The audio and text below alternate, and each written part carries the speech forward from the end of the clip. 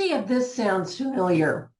You start your workday ready to tackle on that to-do list. You have everything prioritized. You start taking action, feeling confident, and all at once it happens. That critical voice in your head starts up. You try to brush it off, but then you remember something that didn't go right. And then you remember something else where you made a mistake. And that critical voice is looming so large in your head that you become totally mired in that critical thinking. That critical voice is taking over your productivity. It's taking over your passion. It's overriding your passion. If this sounds familiar, then stay tuned because I have some suggestions for you today to help you tune out that critical voice and tune into your higher self, that all-knowing, beautiful self. Hi, I'm Susan Bach, and welcome to another edition of It's All About You. This is a weekly series. It's all about you and your business. I believe you deserve to have everything you dreamed of when you started your business. And that means a profitable business and the free time to enjoy your life. It's all about you, your business, your way. So what I want to talk about today is that critical voice that can be so confounding and confusing and debilitating. It's too easy for us to fall into the trap of that critical voice and lose sight of the bigger picture. So today I want to share with you three or four suggestions, tips, tools, tricks that you can pull out when you hear that critical voice, when you hear that doubt, when you feel less than your stronger self. The first tip is this: look at the bigger picture. It's so tempting for us to focus in on a mistake or the one thing we didn't do right or the typo that we had in an email or a misspelled word. So easy to focus in on that and lose sight of the gazillion things that we did right. Why is that? Well, that's our critical voice, our critical thought process coming in to say, you didn't do that perfectly. That wasn't perfect. So if you suffer from perfectionism, and I'm a recovering perfectionist, I can tell you that critical thinking is a nightmare. It is such an energy drain and pulls us down. I remember at a time I was giving a presentation when we had live presentations. I was in a room of about 100 people.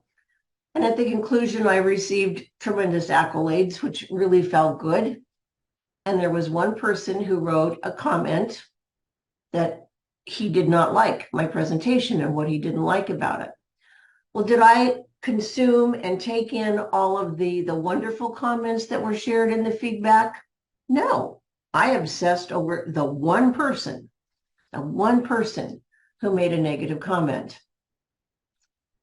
That did not serve me well. Rather than looking at the big picture of, say, out of 100 people, 99 of them resonated with my message. So that's tip number one. Look at the bigger picture. So step out of the one mistake, the one error, the one oversight. Pull back to the 5,000-foot level and look at the totality of the day. Look at all the things you did right. Maybe the totality of the week, all of the things you accomplished.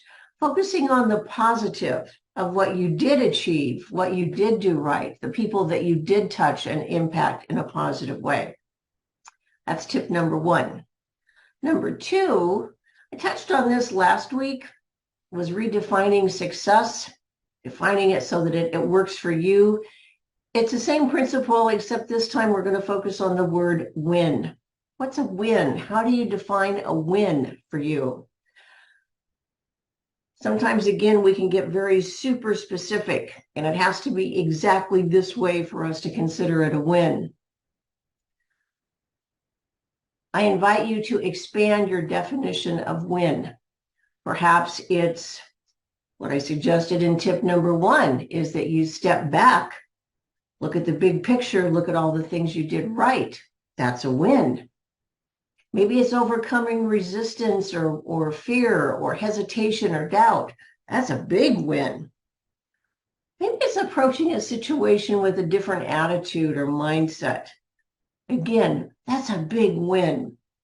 So tip number 2 is to expand your definition of a win and what that looks like and feels like to you. Tip number 3 is to redefine the relationship with your business. 2 key words, your relationship. Yes, your business is all about you. It is 100%. It's all about you, your purpose, your passion, the people that you want to impact, the processes and the procedures that you use to make all of that happen. That is your business.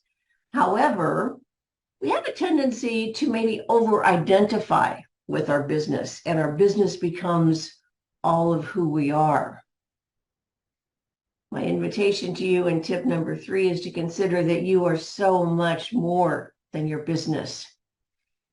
Family, friends, relationships outside of your business, the talents and skills that you have outside of your business.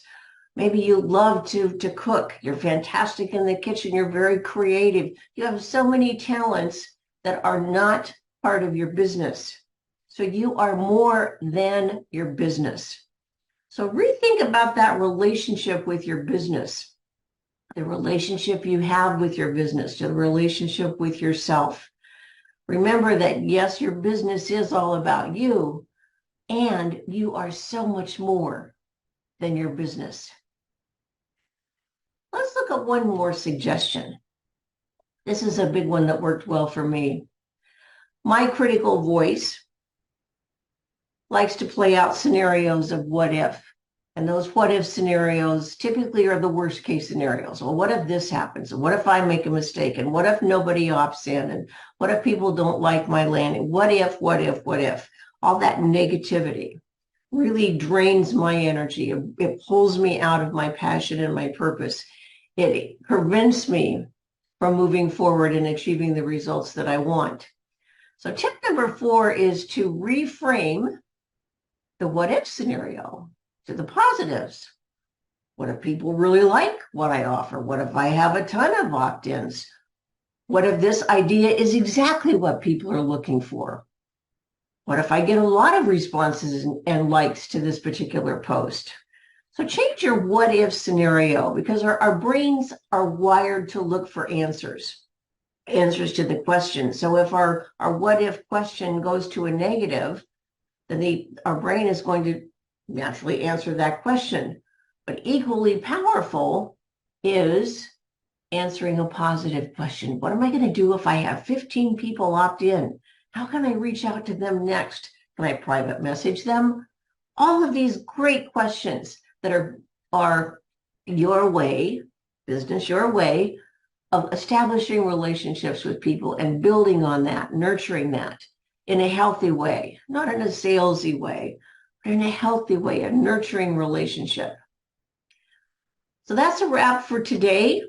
Try these tweaks, these tips, these tools, and see if it helps you tune out of that negative critical voice and tune into your higher self, because it's there waiting for you. It might just be a whisper, but it's waiting for you to tap into your higher self, your all-knowing, that beautiful, unique, purposeful, and passionate person within that is waiting to emerge.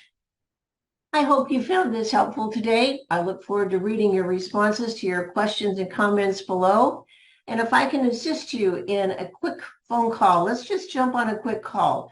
Come up with some strategies perhaps on how we can help you tune out of that critical voice and tune into your higher self. I'd love to be of assistance. I'll put the link below. See you next week.